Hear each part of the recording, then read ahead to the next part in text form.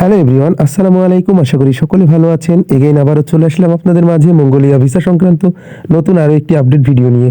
So হ্যাঁ বন্ধুরা, আপনারা ইতিমধ্যে নিশ্চয়ই আমার টাইটেল এবং থাম্বনেল দেখে বুঝে গিয়েছেন আজকে কোন বিষয়টা নিয়ে আলোচনা করতে যাচ্ছি এবং কোন বিষয়টা নিয়ে আজকে আপনাদের আপডেটটা দিতে চলেছি। সো হ্যাঁ বন্ধুরা, 2025 সালের এই সময়ে এসে মঙ্গোলিয়াতে কোন কাজে সর্বোচ্চ স্যালারি দিচ্ছে এবং মঙ্গোলিয়াতে কোন কাজে বেতন বেশি, এটা আজকে আপনাদের জানাতে চলেছি। হ্যাঁ বন্ধুরা, বিশেষ করে যারা বাংলাদেশ থেকে মঙ্গোলিয়া যাওয়ার জন্য আগ্রহী এবং বিশেষ করে যারা বাংলাদেশ থেকে মঙ্গোলিয়া যাওয়ার অপেক্ষায় বসে রয়েছেন এবং বিভিন্ন মানুষ বিভিন্ন জায়গায় ফাইল জমা করেছেন, তাদের জন্য ভিডিওটি অনেক গুরুত্বপূর্ণ এবং ইনফরমেটিভ হতে চলেছে। সো চলুন কথা না বাড়িয়ে আমি আমার ভিডিওটি শুরু করি।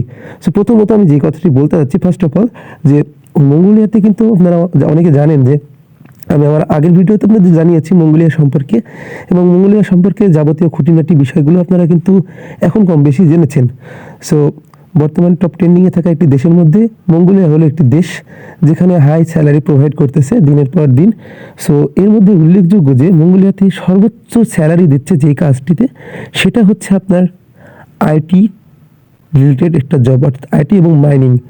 আপনারা এই কথাটি হয়তো বা নতুন শুনছেন, বিশেষ করে যারা বাংলাদেশ থেকে কম্পিউটার সায়েন্স ইঞ্জিনিয়ারিংয়ে লেখাপড়া করছেন এবং যাদের কম্পিউটার সম্বন্ধে ভালো আইডিয়া রয়েছে, বিশেষ করে যারা ভালো কাজ করতে জানেন এবং যাদের নেট সম্পর্কে এআই সম্পর্কে ভালো ধারণা রয়েছে, তাদের জন্য কিন্তু আরও স্পেশাল হতে চলেছে। বিশেষ করে যারা এই সকল কাজের সাথে জড়িত রয়েছেন বাংলাদেশে এবং বিভিন্ন দেশে যারা কাজ করতেছেন।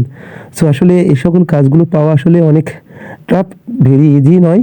সো যারা যেই এজেন্সির মাধ্যমে যোগাযোগ করছেন, তাদের যদি কেউ বলে যে হাই স্যালারি বা উচ্চ স্যালারিতে বেতন দিব, তাহলে আপনারা এই কাজগুলো বেছে নিতে পারেন।